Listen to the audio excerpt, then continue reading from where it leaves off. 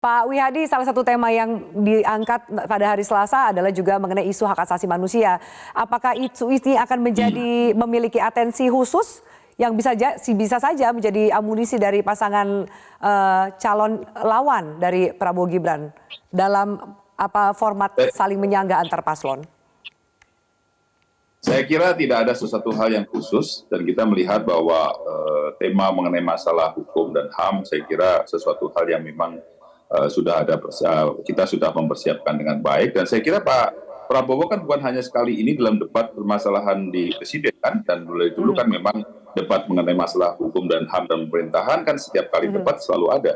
Jadi saya kira sesuatu hal yang saya kira Pak Prabowo juga sudah berpengalaman dalam debat. Saya kira bukan sesuatu hal yang mesti harus dipersiapkan atau khusus atau bagaimana, tetapi ini adalah sesuatu hal yang memang sudah Pak Prabowo sudah 2 kali, sudah 3 kali, bahkan mungkin sudah 4 kali dengan waktu jadi cawapresnya Bu Mega. Jadi saya kira ini adalah sesuatu hal yang paling berpengalaman debat presiden kan Pak Prabowo. Jadi saya kira sesuatu hal yang bukan sesuatu hal yang menjadi suatu persiapan khusus ke depannya. Jadi saya kira ini semuanya kita juga sudah melihat bahwa apa yang disampaikan itu adalah kita melihat bahwa pencapaian daripada penegakan hukum dan segala macam itu adalah merupakan suatu hal yang perlu kita sempurnakan. Itu memang ada di mana, makanya kita harus lanjutkan dan kita sempurnakan. Jadi saya kira ini adalah merupakan suatu komitmen daripada pasangan Prabowo Gibran. Jadi saya kira tidak ada sesuatu hal yang khusus kita mempersiapkan.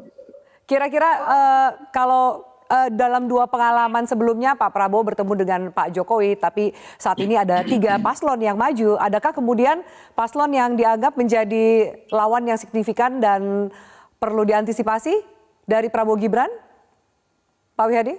Saya kira semua lawan atau semua daripada rival untuk maju dalam pencapresan ini adalah semuanya mempunyai keunggulan masing-masing, dan saya kira di sini kita melihat bahwa apa yang terjadi ini kan sungguh berbeda. Pemilu yang sekarang ini sungguh berbeda. Jadi saya kira masalah hukum dan HAM ini kalau dilihat dari 2019 sebelum debat, itu justru situasinya berbeda dengan sekarang ini, penegakan hukum yang sekarang ini, yang tahun 2024 ini.